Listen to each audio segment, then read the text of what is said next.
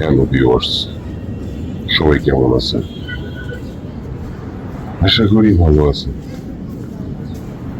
আজ 2026 সালের SSC exam চলতেছে।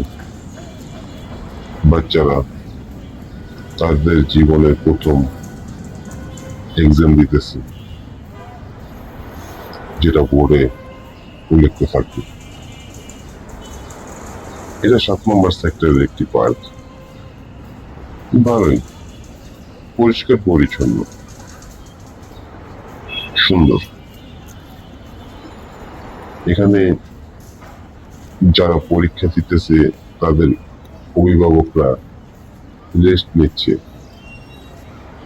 ওয়েট করতেছে কখন পরীক্ষা শেষ হবে, তাদের বাচ্চাদের নিয়ে বাসায় যাবে। আমরা তো অসুস্থ দেশে বাস করতেছি, এই দেশ সুস্থ হবে কিনা জানি না। এখন প্রশ্ন, অসুস্থ কেন বললাম? আমি যতগুলো ব্রিলিয়ান্ট এবং ভালো স্টুডেন্ট দেখেছি, সবার একটাই স্বপ্ন, এই দেশ ছেড়ে চলে যাবে, অন্য দেশে বসবাস করবে। কেউ কেউ একটি সুস্থ দেশে, কেউ কি সুস্থ দেশ ছেড়ে চলে যেতে চায়, যেটা অসুস্থ দেশ, তাই তারা চলে যাচ্ছে।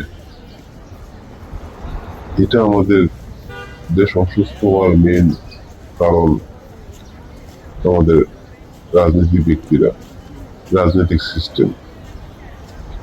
এটা বলতে পারেন মানুষের শরীরে যখন অসুখ হয়, তার নাম হয় ক্যান্সার, ডায়াবেটিস, এইডস। আমাদের দেশের যে অসুখটা হয়েছে তার নাম হলো পলিটিক্স। সবাই পলিটিক্স করে করে দেশটাকে একেবারে মুমূর্ষু করে ফেলছে। টাকা পাচার, দুর্নীতি, ঘুষ, এসব ছাড়া এই দেশে চলাই যায় না। আপনি কি জানেন একটা রাজনীতি ব্যক্তির কাছে আপনার মূল্য কতটুকু? তারা আপনাকে মানুষ হিসাবে দেখে না, দেখে একটা ভোট হিসাবে। ভোটটা নেওয়ার পরেই আপনাকে ছুঁড়ে ফেলে দেয়। এটাই বাংলাদেশের পলিটিক্স। এই পলিটিক্স থেকে যতদিন বাংলাদেশ বেরোতে না পারবে, ততদিন এই দেশে কোনো ভালো ডাক্তার, ভালো স্টুডেন্ট, ভালো ইঞ্জিনিয়ার থাকবে না। এই বাচ্চারা অন্য দেশে গিয়ে এই ডাক্তারি করে, ভালো ভালো কোম্পানিতে চাকরি করে, যারা বিলিয়ন স্টুডেন্ট। তারা যদি এদেশেই থাকতো, দেশ এতদিনে উন্নত রাষ্ট্র হিসাবে পরিচিত হইতো বিশ্বের বাজারে।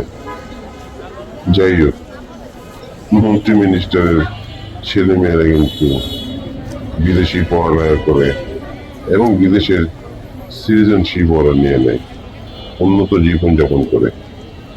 প্রবলেম হচ্ছে শুধু আমাদের বাচ্চাদের স্টার্ভিং করতে করতে জীবন শেষ।